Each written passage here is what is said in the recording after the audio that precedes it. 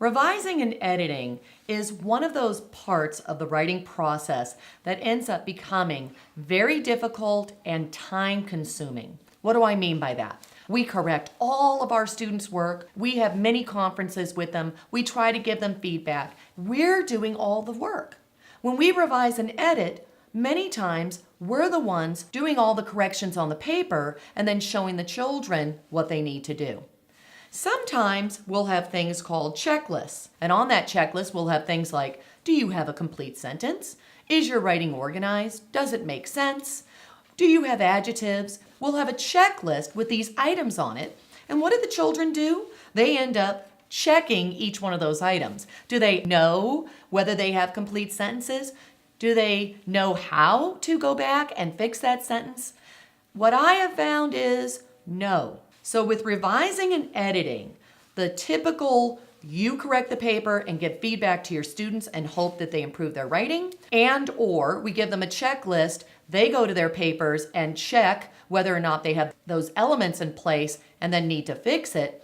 We're going to set that technique aside, and in my revising and editing chapter, we're going to come up with a completely different way for students to revise and edit their work. And in order to do that, we need to have concrete methods for our students to be able to go to their papers and identify whether they're organized, whether they make sense, sentences are complete or not.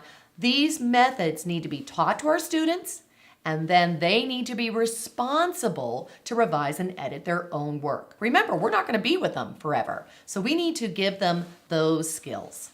When students have those skills to fix their own papers, they metacognitively understand writing at a much deeper level. Because when they can go into a paper, understand how to analyze it in order to see if everything is in place or to add, delete, change things around, that is a skill that is not only going to help them fix their paper, but to analyze and understand writing at a deeper level. Imagine what that does to their reading.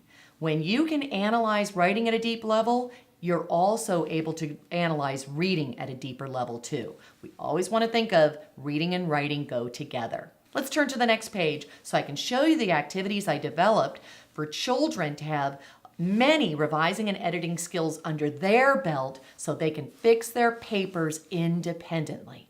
On this page is a picture of a revising and editing bulletin board. This shows how I teach revising and editing. I basically have divided it up into 3 parts: organization and ideas, sentences, and then also conventions. The first section will be organization and ideas.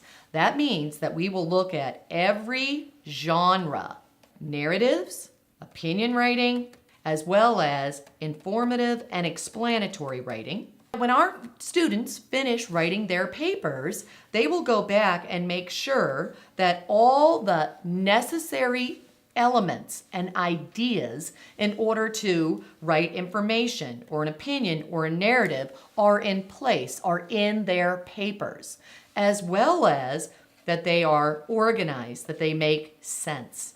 When I say ideas, the word ideas and content mean the same thing. You will see it many different ways. You will see organization and ideas, content and organization. It's really the same thing.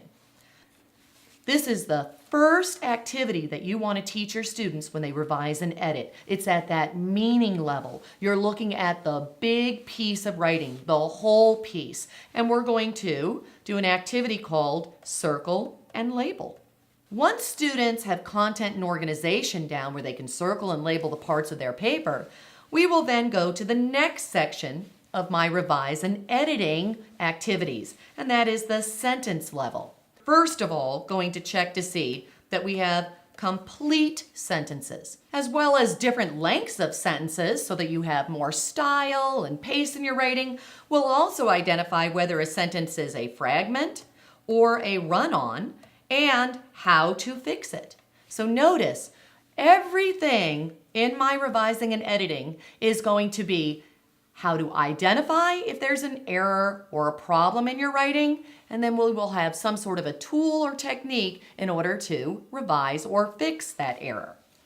We have our sentence lengths, our fragments, our run-ons, as well as word choice. The words that we have in our sentences. Do we need more precise words? Do we need more sophisticated words? Do we need to take some words or phrases out? Do we need to add some? I will show you an activity for that as well.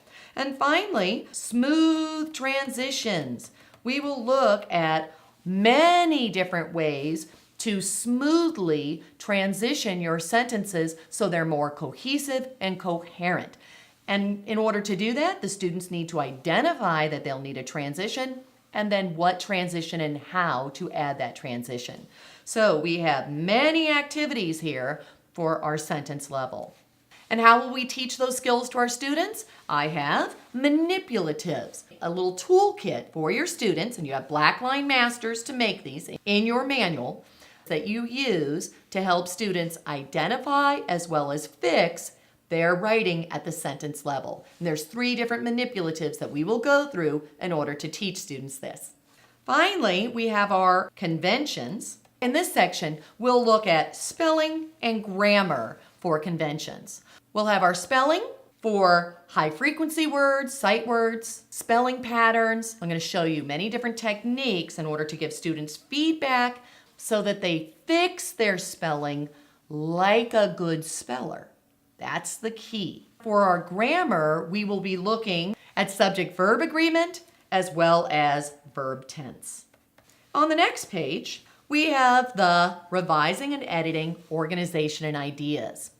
What you will see behind me are some charts that I would have displayed in the classroom that look very similar to the charts that you see on this page. On the left side of the page, these are 2 of many different bookmarks that students would use in order to revise and edit their pieces of writing for organization and ideas. So for instance, this is a finished piece of writing called Stop the Explorers, and that was for opinion writing. When the student was finished with their writing, they took the opinion writing bookmark for a topic, and then they used this bookmark to guide them through circling and labeling all the different parts of their opinion to check to see that their papers were organized and they had all the ideas, the necessary content for writing an opinion about a topic at the essay level.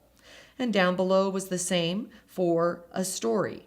This was an advanced level story. This was a stage 9 story.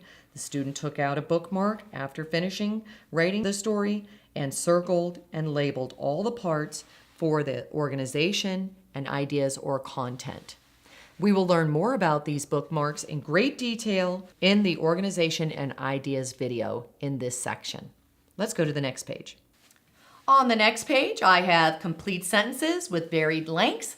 This manipulative flipbook will be the tool students use to check for complete sentences, for sentences with different lengths, for fragments, and run-ons, to identify these issues in writing as well as how to fix any of those problems that they may have in their writing. Below that is sophisticated word choice table chart. This table chart will go from left to right order in order to make sure that they don't have redundancy in their writing, that they aren't using the same words over and over again. And also they're going to use this chart for word choice so that they can make more sophisticated, higher level sentences.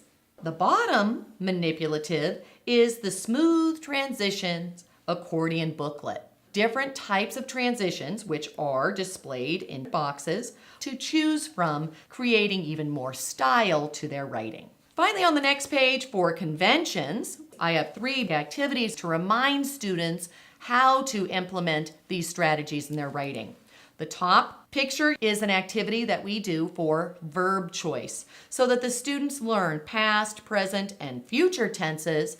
Also, the genres that are usually connected to those tenses and how to fix verb tense so that it's consistent throughout their writing. Next, you will see subject-verb agreement.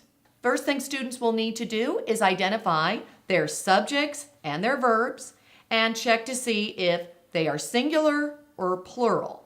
then they need to make sure, is my subject, if it's singular, then my verb needs to be singular for agreement. This activity shows students how to identify the subject, the verb, whether it's singular or plural, and that they match. And finally, on the bottom, this is a spelling chart to mark a student's paper so they can correct it. The onus will be on the student. And when they fix their spelling errors, the whole purpose of your feedback and how they fix their spelling errors is that they are going to fix them like a good speller. To complete this overview, please turn to the next page. This is our Revise and Edit Teacher Manual. All the following pages are going to be our detailed lessons to teach organization and ideas, sentences, as well as mechanics. Let's get started.